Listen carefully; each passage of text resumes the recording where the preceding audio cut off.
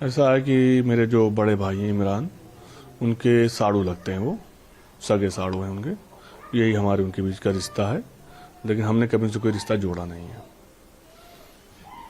क्यों आखिर वो आप पर मतलब हमला करवा रहे थे, क्या वजह थी? क्योंकि रिश्तेदारी होते हुए भी वो उसमें थोड़ा डिटेल बता। ऐसा है कि देखिए, हम अपना रियल इस्टेट का काम कर रहे थे। हमने जैसे ही ज़मीन का काम करना स्टार्ट किया तो अक्सर हमारे पास धमकियाँ स्टार्ट हो गई। जैसे उनके गुर्गे आसाद कालिया वगैरह, उनके बेटे अली, ये सब कहीं ना कहीं से हमको ढूंढने लगे, हमें टॉर्चर करने लगे।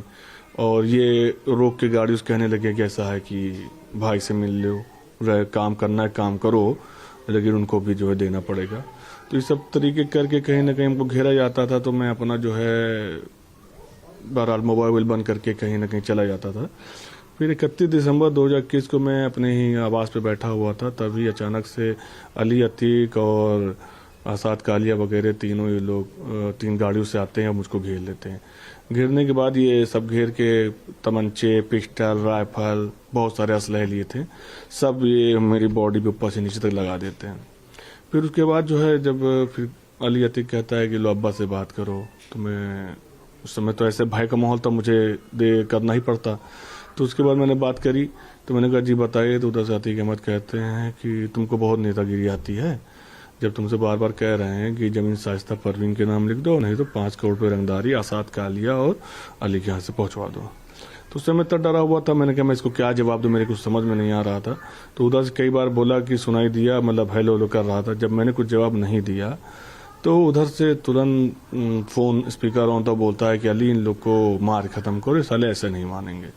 तो लोग तबा तोड़, आसाद कालिया, अली और संजय, गुड्डू, इस तरह करीब 25 लोग मारने लगे। मैं और मेरे परिवार को, मेरे कजिन था, मेरे भांजे भतीजे सब थे। तो उसके बाद जब हमें लगा कि मुझे मार डालेंगे, तो मैं किसी तरह अपनी जान बचा के वहां से भागता हूँ। जब भागता हूँ तो सीधा ही सीधा मेरे ऊपर फायर करने लगते हैं, और जब फायर करने लगते हैं तो मैं किसी तरह बच के भाग जाता हूँ। मैं जाता हूँ करेरी थाने जाके वहाँ मैं फोर्स को बताता हूँ, पुलिस प्रशासन को बताता हूँ। प्रशासन आता है तो प्रशासन अपनी आंखों से देखता है कि किस तरह ये गोलियां चला रहे हैं, बम चला रहे हैं, एकदम तालिबान बनाए हुए हैं। जब ये लोग प्रशासन को देखते हैं तो ये लोग भागते हैं। फिर प्रशासन तेजी दिखा के वहाँ पे उसे मौके पे 2 लोग को पकड़ लेता है। 2 लोग को पकड़ के उनके पास से पिस्टलें बरामद हुई, और उस समय वहाँ पे मशीन जिसे भी लाए थे, जिससे पूरा इन लोगों ने मेरा घर ढा दिया। तो वो मशीन मौके पकड़ गई। उसमें सैम मैं जो गैंगस्टर है, काफ़ी बड़ा अपराधी, वो पकड़ गया। तो जब ये सब पकड़ गए तो उसके बाद मेरी FIR हुई। आज सब जेल में है। आसाद कालिया फरार चल रहा है। अगर वो पकड़ जाता है तो मेरा केस ट्रायल पे हो जाएगा। मैं इनके खिलाफ गवाही दूंगा, मैं इनके खिलाफ आखिरी दम तक लड़ता रहूंगा। बम भी फेंके गए थे आपके ऊपर? जी, बम भी एक नहीं, कम से कम 2500 बम फेंके गए थे। बम झोले में एक खचोली था, वो लिया हुआ था। लेकिन जैसे आपने बताया कि अतीक अहमद एक तरह से रिश्तेदार लगते हैं, तो इस पर आखिर वो क्यों, मतलब रिश्तेदार? देखिए, आप एक बात समझ लीजिए, अतीक अहमद का आप इतिहास उठा के देख लीजिए। उनकी नज़र में न रिश्तेदार न नातेदार, जो उनको पैसा देता था वही उनका रिश्तेदार रहता था, वही उनका बेटा हो जाता था, वही सबसे करीबी गुर्गा हो जाता था। तो जब हमने नहीं दिया तो हम विरोधी हो गए। लोगों ने बहुत तरीके के हमारे पर इल्ज़ाम लगाए कि इन्होंने अतीक अहमद से पैसे लिए हैं, अतीक अहमद की ज़मीन है। तो मैं सबसे ये कहना चाहता हूँ कि भैया आके देख लो, ये हमारे बाप दादा की पुश्तैनी ज़मीन है, और हम बाप दादा से हमने सब कुछ अच्छा देखा है, अच्छा खाया, अच्छा पिया है हमने। और अतीक अहमद जैसे लोगों से हम लोगों ने हमेशा दूरी करी है। ना रंगदारी देख के हमारे साथ ये अंजाम हुआ। लेकिन ये बाबा जी की सरकार है जिसमें हमने अपनी आवाज़ उठाई है, और बाबा जी की सरकार रहते हुए अगर हमारी गवाही होगी तो हम खिलाफ गवाही भी देंगे। गुड्डू मुस्लिम जैसे आपने नाम भी लिया था, तो उसका क्या रोल रहता है और क्या करता है वो, मतलब उनके साथ?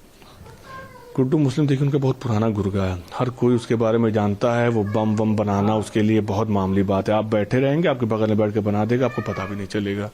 तो वो एक तरीके से बहुत बड़ा क्रिमिनल रहा है। कई स्टेट में उसके ऊपर मुकदमे भी हैं, बिहार और कहाँ उसके मुकदमे भी हैं। तो वो बहुत घातक आदमी है। आपने जिस तरीके से देखा होगा वीडियो में, किस तरीके से बम चला रहा है, जैसे वो बैट बॉल खेला जा रहा है, बॉलिंग कर रहा हो।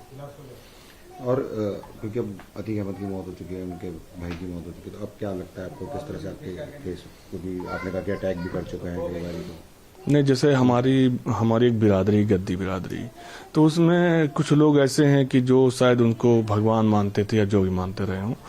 तो हम लोगों को जो सुनने में आ रहा है हमारे परिवार के मार्फत कि वो लोग कह रहे हैं कि ये बहुत ज़्यादा बोल रहा है और इसका तो अंजाम बुरा होगा।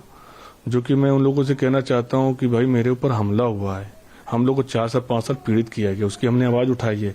अब तुम्हें लग रहा है कि वो तुम्हारे अगर भगवान है तो आके मार दो हमें, फिर योगी जी को झेलने के लिए तैयार रहना। आखिरी सवाल, जैसे आपने शाइस्ता का जिक्र किया, उनके नाम पे प्रॉपर्टी जो है वो कर दी जाए, वो उनका क्या रोल रहता है और किस तरह से? देखिए, उनके बारे में मैं बहुत ज़्यादा तो नहीं कहूँगा, लेकिन मैं इतना कह देना चाहता हूँ कि अतीक अहमद नहीं रहते थे। वो जब से जेल चले गए तो सारा सबसे मिलना जुलना, सबसे हिसाब किताब लेना, वो शाइस्ता परवीन करती थी।